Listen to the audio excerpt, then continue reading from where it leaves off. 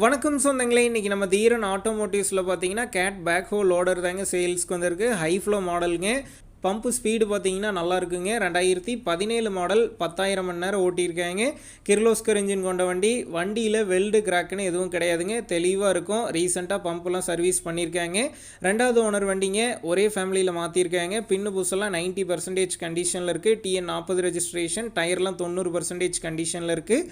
வண்டிக்கு புக்கு கையில் இருக்குது. இன்சூரன்ஸ், டேக்ஸ், எஃப்சிலாம் கரண்ட்டில் இருக்குங்க. வண்டி இருக்கக்கூடிய லொக்கேஷன் பார்த்தீங்கன்னா சத்தியமங்கலத்தில் தாங்க இருக்குது. நம்ம சேனலில் உங்களுடைய கமர்ஷியல் வெஹிக்கிள்ஸை சேல் பண்ணணும்னு நினச்சிங்கன்னா நம்ம சேனல் அபவுட் பேஜில் என்னுடைய காண்டாக்ட் நம்பர் இருக்குது. நீங்கள் என்ன நேரடியாக தொடர்பு கொண்டு உங்களுடைய கமர்ஷியல் வெஹிக்கிள்ஸை நம்ம சேனலில் சேல் பண்ணிக்கலாம். இந்த வண்டிக்கு விலைன்னு பார்த்தீங்கன்னா 16,50,000 ரூபாய் சொல்லியிருக்காங்க. இந்த விலையுமே நேரில் வந்து பேசும்போது அனுசரித்து தரப்படும் தாங்க ஓனர் சொல்லியிருக்காரு.